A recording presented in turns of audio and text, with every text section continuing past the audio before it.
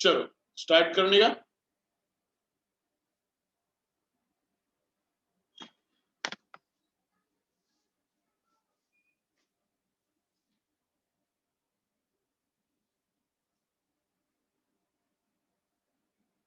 चलो स्टार्ट करने का। देखो तो क्या है, तो मास क्या प्रोड्यूस करता है। चलो देखो, मास प्रोड्यूस करता है एमजी। एमजी का डायरेक्शन भी पता रहता है। जवान, मैंने एक क्वेश्चन तुझे टाइप करके भेजा है, उसका आंसर भेजना था। अनुमा अनुमा।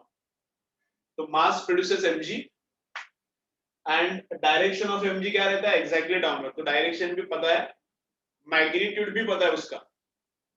Second is surface. तो जहां जहां पर भी सरफेस दिखता है कनेक्टेड बॉडीज में, जहां जहां पर भी सरफेस दिखता है वहां पर क्या करना है, वहां पर दो फोर्सेस लेना है। First one is normal reaction and second one is friction. First one is normal reaction and second one is friction.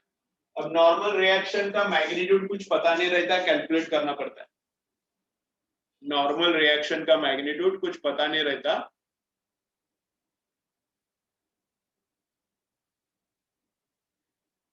Normal reaction का मैग्नीट्यूड कुछ पता नहीं रहता, वो कैलकुलेट करना पड़ता है। लेकिन डायरेक्शन पता रहता है इसका, इसका मैग्नीट्यूड एमजी, इसका लेकिन पता नहीं रहता।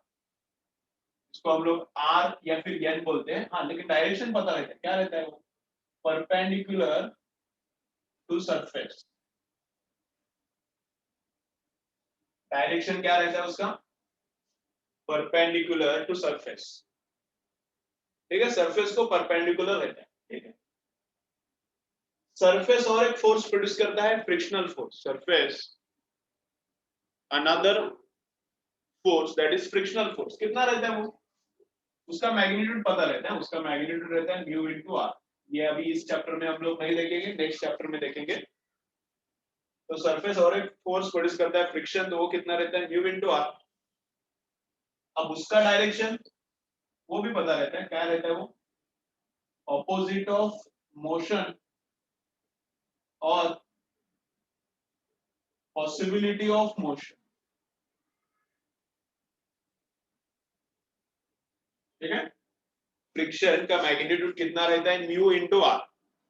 फ्रिक्शन का मैग्नीट्यूड कितना रहता है, म्यू इनटू आर।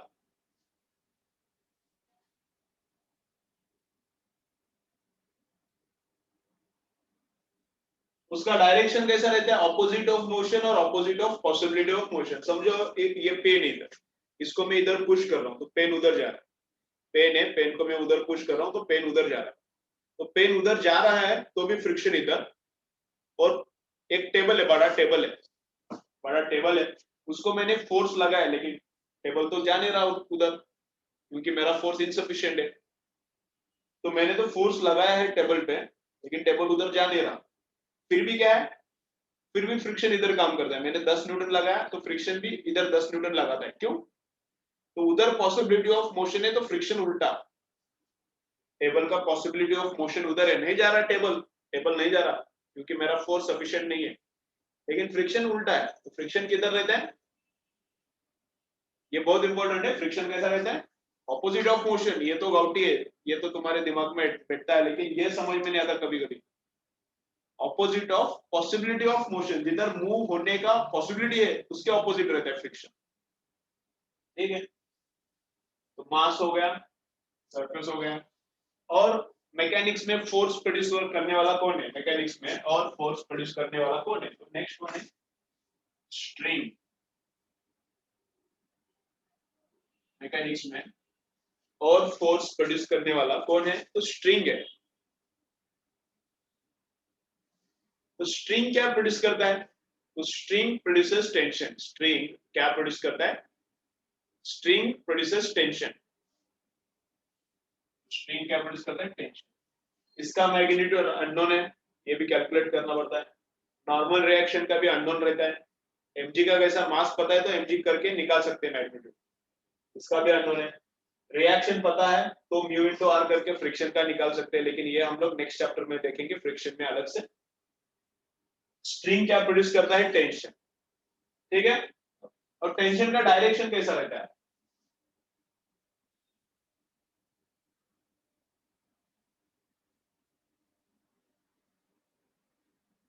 टेंशन का डायरेक्शन कैसा रहता है? Towards itself. टुवर्ड्स इटसेल्फ मतलब ऐसा, समझो ये स्ट्रिंग है, समझो ये स्ट्रिंग है, ऐसा स्ट्रिंग है, ठीक है, स्ट्रिंग है, तो ये ऐसा टेंशन में है, समझो ये स्ट्रिंग ऐसा टेंशन में है, तो इसके ऊपर फोर्स इधर लगता है और इसके ऊपर फोर्स इधर लगता है, समझ रहा है, ये ऐसा टेंशन में है, तो इसको इधर खींचता है अपनी तरफ और इसको इधर अपनी तरफ खींचता है, समझो टेंशन ऐसा है, समझो ये टेंशन ऐसा है, ये बीच वाला स्ट्रिंग पकड़ो, नहीं तो बहुत ज्यादा इधर उधर वायर सब जगह पे दिख रहा है, कौन सा पकड़ने का तुमको समझेगा नहीं, तो ये बीच वाला, समझो अगर ऐसा है वायर, तो इसको इधर खींचेगा और इसको इधर खींचेगा, ठीक है, तो टेंशन कैसा लगता है? अपनी तरफ, टुवर्ड्स इटसेल्फ, खुद की तरफ खींचता है टेंशन, ठीक है। टेंशन के बाद हुआ है क्या है? स्प्रिंग है, स्प्रिंग। टेंशन के बाद फोर्स प्रोड्यूस करने वाला और एक कौन है? स्प्रिंग है।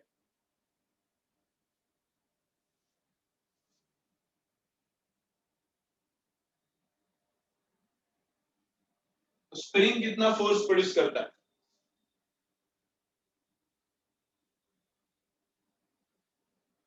तो स्प्रिंग कितना टेंशन प्रोड्यूस करता है?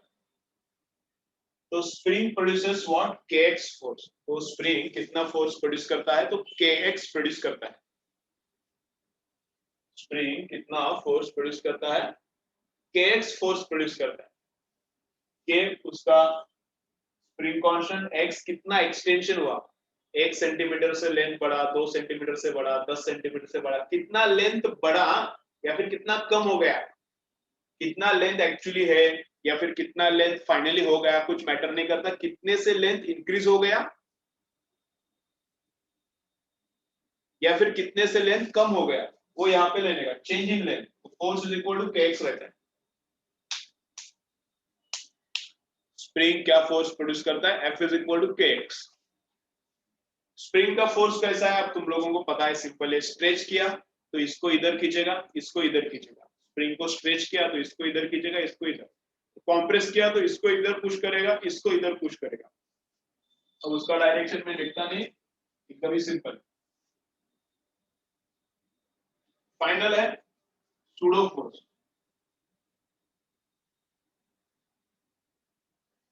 फाइनल क्या है? Pseudo force.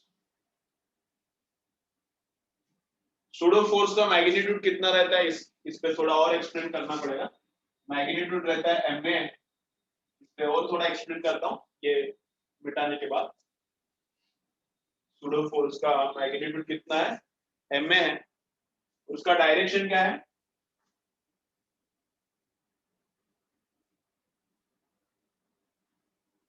Opposite of acceleration of frame. Pseudo force का मैग्नीट्यूड कितना है? एम ए।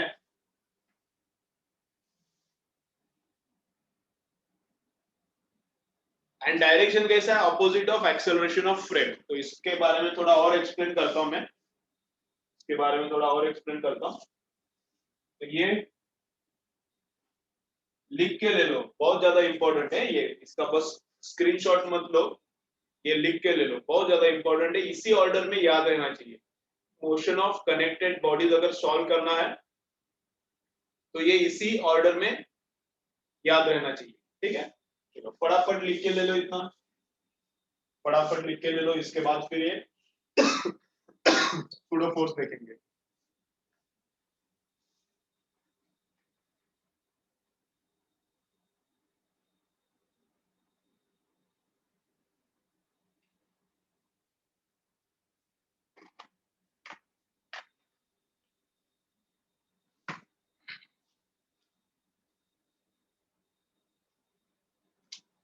ठीक है, चलो इतना करने के बाद थ्योरी बस हो गया, इसके बाद फिर न्यूमेरिकल स्टार्ट करेंगे।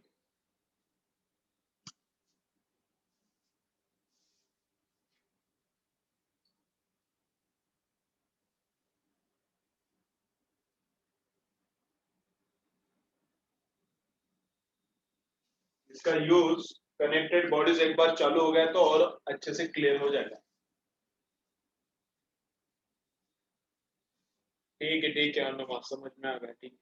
चलो इस टाइम लेकिन अच्छा पढ़ाई करो अभी, इस टाइम अच्छा मार्क्स आना चाहिए, अच्छा पढ़ाई करो।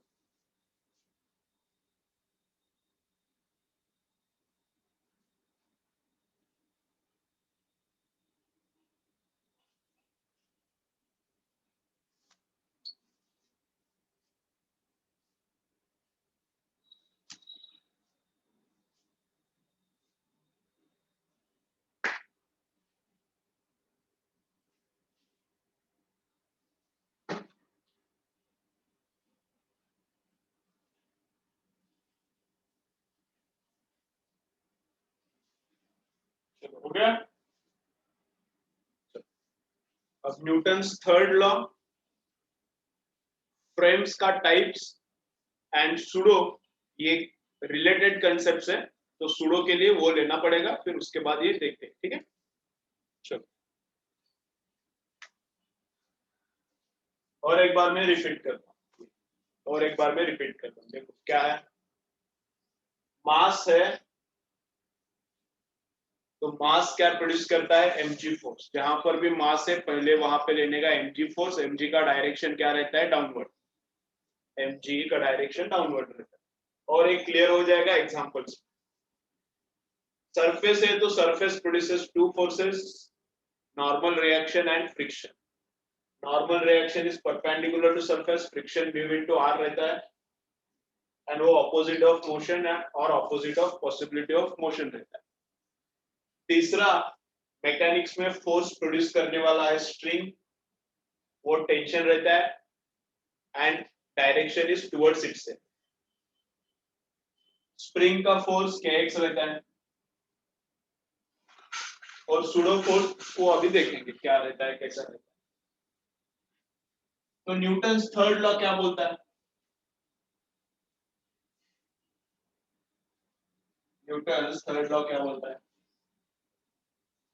every force has equal and opposite reaction, every force has equal and opposite reaction। ठीक है, तो देखो ये मैं हमेशा क्वेश्चन पूछता हूँ स्टूडेंट्स को, स्टूडेंट्स हमेशा फेल हो जाता है। ठीक है, 9th से है न्यूटन लॉ, कब से है, 9th से है, फिर भी बहुत लोगों को क्लियर नहीं रहता है क्या है। देखो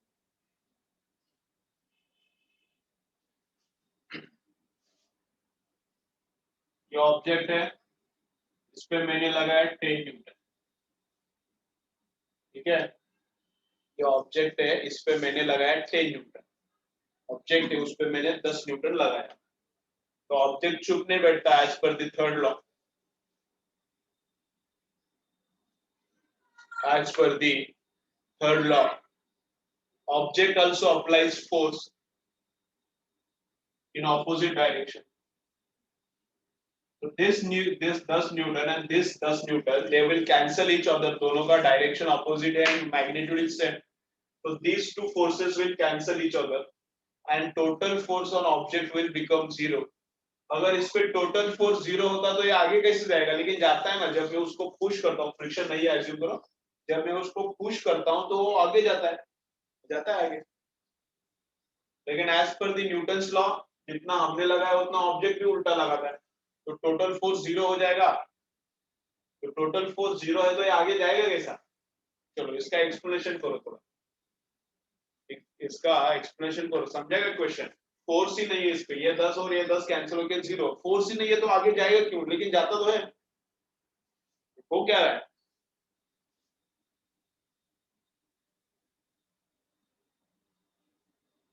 फ्रिक्शन नहीं है, फ्रिक्शन नहीं है, अभी स्मूथ है, स्मूथ इसके और सरफेस के बीच में फ्रिक्शन नहीं है। फ्रिक्शन होता तो भी कोई प्रॉब्लम नहीं है, फिर भी ये सिचुएशन पॉसिबल है। चलो बोलो क्या कैसे हो रहा है। 9th से मैं स्टूडेंट्स को पूछता हूँ, 9th में पूछता हूँ, 10th में नहीं है ना अभी, पहले था शायद 10th में, अभी 9th में गया वो। 9th को भी कभी कभी पढ़ाता हूँ मैं, 11th में भी है, अब तुम लोगों को भी बोल रहा हूँ। कैसा है मोशन, कैसे पॉसिबल है, ना ऐसा आवृत्ति है वो, इनर्शिया विनर्शिया कुछ नहीं। तो क्या है, तो क्या है, क्या this 10 Newton is applied by me on the object. This 10 Newton applied by me on the object, but this 10 Newton is not on the object. This 10 Newton is by the object on me. तो object पे एक ही 10 Newton है, object पे एक ही 10 Newton है जो कि मैंने उस पे लगाया। ऑब्जेक्ट ने जो 10 न्यूटन लगाया वो खुद पे थोड़ी ना लगा के लेगा, ऑब्जेक्ट ने जो 10 न्यूटन लगाया that force is on me. तो ऑब्जेक्ट का 10 Newton is on me, object का 10 Newton is on me and my 10 Newton is on the object. तो ऑब्जेक्ट उधर जाएगा और मैं उधर जाऊंगा अगर फ्रिक्शन नहीं है नीचे, अगर नीचे फ्रिक्शन नहीं है और ऑब्जेक्ट को मैं ऐसा पुश करता हूं तो ऑब्जेक्ट उधर जाएगा, मैं इधर जाऊंगा ऐसा, ठीक है। तो वो दोनों फोर्सेस ऑब्जेक्ट पे नहीं है इसलिए कैंसिल नहीं होता, अलग अलग ऑब्जेक्ट्स पे। मैंने उस पे 10 लगाया, फिर उसने मुझ पे 10 लगाया, तो मैं पीछे जाऊंगा इधर, ये इधर जाएगा अगर पुश करूंगा तो। और यहाँ पे रियल लाइफ में मैं क्यों नहीं जाता, यहाँ पे ऑब्जेक्ट है और मैंने पुश किया तो मैं पीछे नहीं जाता क्योंकि फ्रिक्शन है। अगर नीचे का सरफेस एकदम स्मूथ स्मूथ है तो पुश करूंगा तो वो ऑब्जेक्ट उधर जाएगा, मैं ऐसा पीछे जाऊंगा, ठीक है। चलो, तो न्यूटन थर्ड लॉ है। देन आता है frames, inertial frame and non inertial frame. Frames, एक आता है इनर्शियल फ्रेम एंड एक आता है नॉन इनर्शियल फ्रेम। अब इसमें याद क्या रखने का, किसमें एक्सेलरेशन नहीं रहता और किसमें रहता है, थोड़ा कंफ्यूजन होता है, मुझे भी होता है, इसलिए मैं ट्रिक निकालता हूं। एक्सेलरेशन किसमें है किसमें नहीं है याद ही नहीं रहता, तो ये नॉन इनर्शियल है तो नो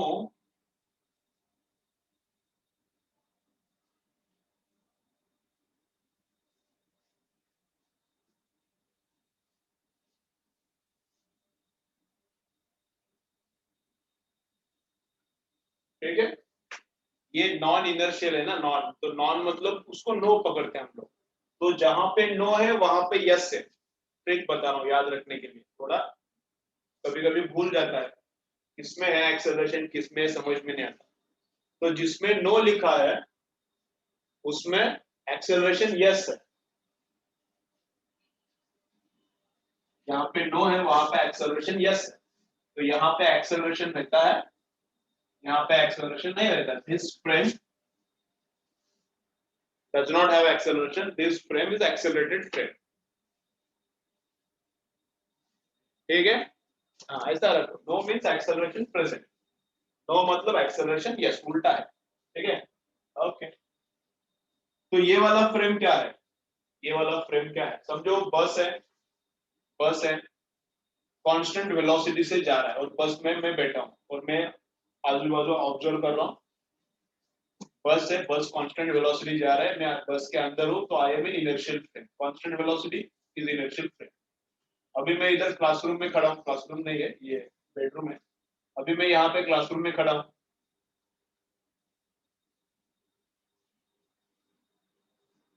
तो अभी मैं कौन सी फ्रेम में हूँ, इनर्शियल फ्रेम में हूँ, क्योंकि अभी मैं एक्सेलरेटेड फ्रेम में नहीं हूँ, इस रूम का एक्सेलरेशन क्या है, 0 है,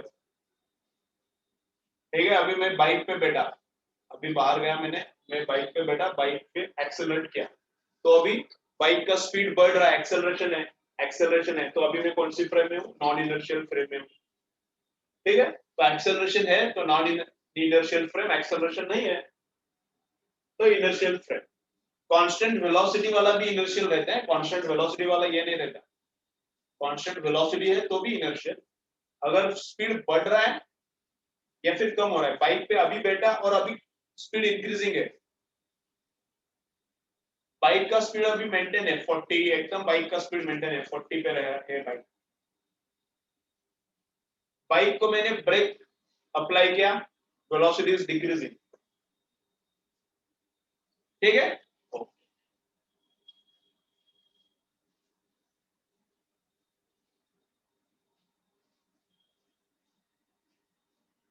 तो सूडो फोर्स किस में रहता है, तो सूडो फोर्स किस में रहता है, pseudo force is present in which frame, I frame और ni frame. अभी सूडो के बारे में भी देखना है और फ्रेम्स के बारे में भी. फ्रेम्स का तो पता दिया. तो pseudo frame is present in which frame, I frame और ni frame. चलो बोलो, याद है कुछ तो बोलो मुझे. Pseudo force is present in which frame?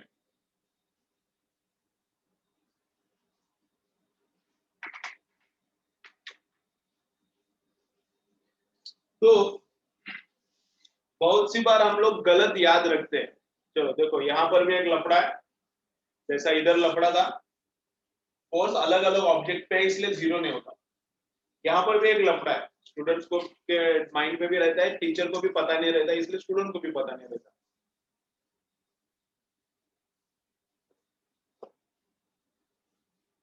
तो क्या है, pseudo force is present in non inertial frame. ऐसा बहुत सारे टीचर्स भी बोलते हैं, लेकिन वो गलत है.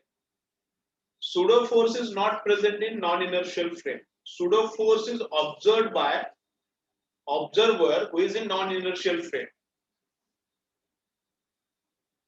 सुनो carefully मैं क्या बोल रहा हूँ. Pseudo force is observed by observer who is in non-inertial frame. अगर observer inertial में है तो उसको pseudo force दिखता नहीं, non-inertial में भी दिखता नहीं.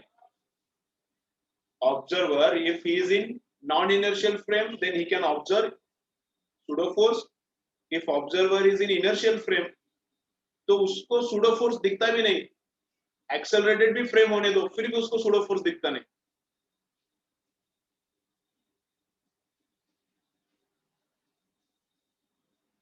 ठीक है,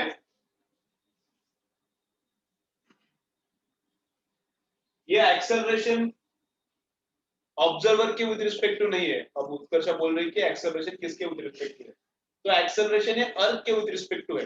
ये एक्सेलरेशन किसके विद रिस्पेक्ट टू है. अभी ऑब्जर्वर भी बस के अंदर बैठा है और एक्सेलरेट हो रहा है, तो उसको पता नहीं लगेगा ना वो एक्सेलरेट हो रहा है कि नहीं हो रहा है. So this acceleration is not with respect to observer, this acceleration is with respect to earth, surface of the earth. ऐसा है. ठीक है, चलो अब इसका मैं एग्जांपल देता हूं और फिर सूडो फोर्स कितना रहता है, क्या रहता है, वो भी देखेंगे. चलो देखो, तो क्या है,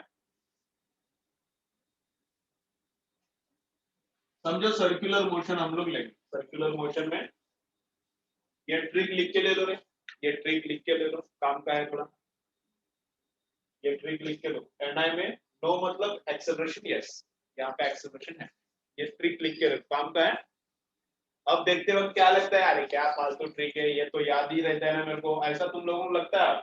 लेकिन एग्जाम के वक्त जब प्रेशर में आता है ना सब सिस्टम पूरा, तब फिर अरे क्या है कि समझ में नहीं आ रहा, आई में एक्सेलरेशन है क्या, एनआई में एक्सेलरेशन है. एग्जाम के वक्त उधर वो सब अपना सब ये होता है, पड़ जाता है.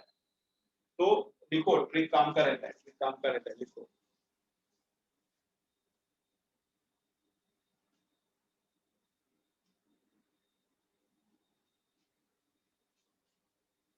ठीक है, तो देखेंगे अभी क्या है. देखो, अब दुनिया में इनर्शियल फ्रेम आइडियली एग्जिस्ट करता है क्या, तो आइडियली एक भी फ्रेम इनर्शियल नहीं है.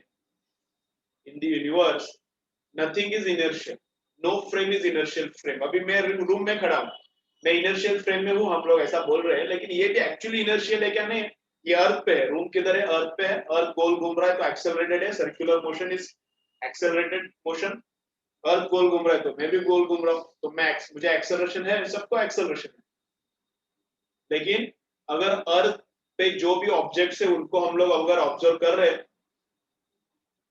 तो रूम को क्या कंसीडर करेंगे हम लोग, इनर्शियल. तो रूम को क्या करेंगे हम लोग, कंसीडर इनर्शियल कंसीडर करेंगे. ठीक है, देखो क्या है अभी, ये यहाँ पे सेंटर है, स्ट्रिंग है, ये ऑब्जेक्ट है, एंड ऑब्जेक्ट ऐसा गोल गोल गोल गोल गोल गोल घूम रहा है.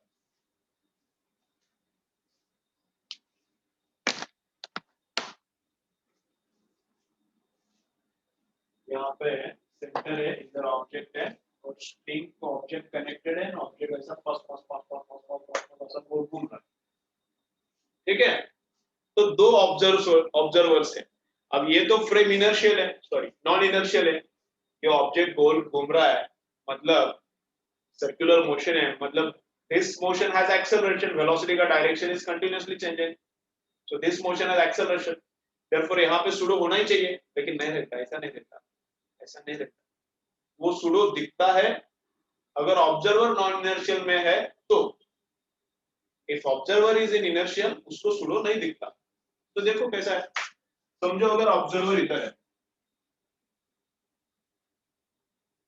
ऑब्जर्वर यहाँ पे, तो उसको क्या क्या दिखेगा, ग्रेविटी वगैरह कुछ नहीं है ऐसा एज्यूम करो, तो उसको क्या दिखेगा, this observer can observe only this centripetal force, मतलब टेंशन जो भी है स्ट्रिंग का टेंशन, ये स्टेशनरी है, तो this observer is in I frame, inertial frame, तो उसको बस दिखता है रियल फोर्स, इसको क्या दिखता है, बस रियल फोर्स, तो इसको दिखता है ओनली टेंशन दिखता है बस, इसको सूडो फोर्स वो सेंट्रीफ्यूगल फोर्स, सेंट्रीपेटल दिखता है इसको, सेंट्रीफ्यूगल इसको नहीं दिखता, ठीक है। लेकिन अगर ऑब्जर्वर इस बॉल के अंदर बैठा है, लेकिन अगर ऑब्जर्वर इस बॉल के अंदर बैठा है, तो he can observe real as well as pseudo force. अब इसका भी मैग्नीट्यूड, इसका मैग्नीट्यूड सेम ही रहता है, सेंट्रीपेटल का भी वही रहता है, सेंट्रीफ्यूगल का भी मैग्नीट्यूड वही रहता है, लेकिन जो अंदर का, अगर अंदर है, if observer is inside this object, so observer is accelerated, so he will observe pseudo force as well, तो उसको रियल फोर्स भी दिखता है, टेंशन एक्चुअली है वहां पे, और ये वाला एक्चुअली नहीं है, लेकिन इसको ये फोर्स है ऐसा भी लगता है, this is pseudo force, this is real force. तो ऑब्जर्वर नॉन इनर्शियल में है तो उसको दोनों दिखता है, ऑब्जर्वर अगर बाहर है इनर्शियल में तो उसको ये दिखता नहीं, बस ये दिखता है। समझ में आ गया ये, जरा कमेंट करके बताओ मुझे, ये वाला पार्ट थोड़ा समझ में आ गया क्या, ये वाला पार्ट समझ में आ गया क्या? बहुत सी बार क्लियर नहीं रहता ये पार्ट बहुत सी बार क्लियर नहीं रहता, समझ में आ गया कि नहीं आ गया?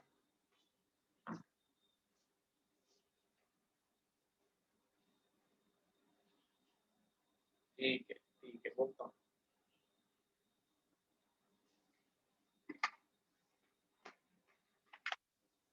चलो थोड़े 50% लोगों को ही समझ में आया ऐसा लग रहा है ये वाला पार्ट, ठीक है कोई प्रॉब्लम नहीं।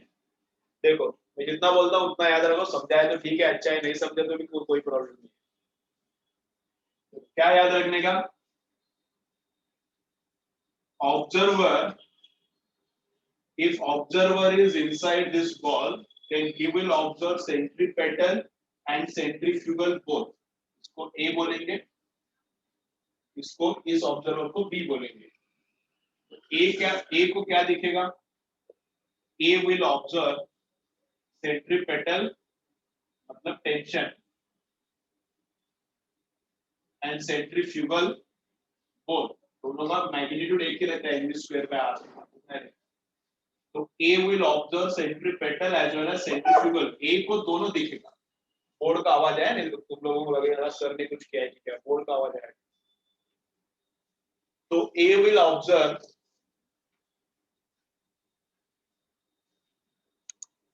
क्या बोल रहा हूं मैं, A will observe centripetal as well as centrifugal and B को क्या दिखेगा, ओनली सेंट्रीपेटल, ठीक है। A कौन सी फ्रेम में है, Ni फ्रेम में है,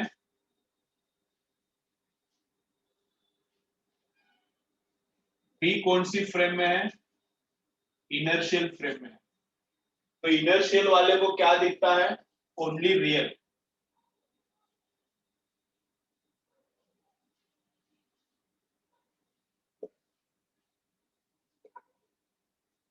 ऑब्जर्वर इनर्शियल में है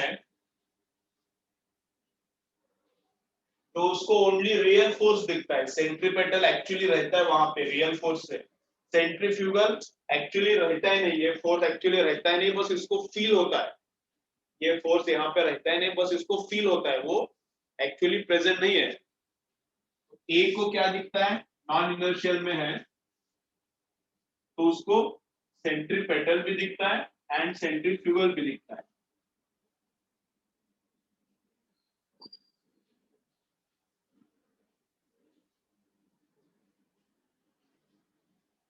A observes and B observes. A observes these forces, B observes these forces. ठीक है, चलो अभी स्क्रीनशॉट ले लो, अब स्क्रीनशॉट ले लो इसका।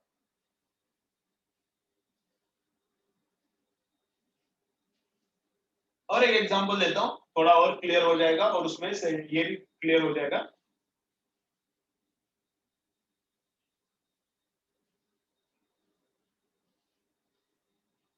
सुडो का मैग्नीट्यूड कितना रहता है वो भी क्लियर हो जाएगा उसमें, ठीक है।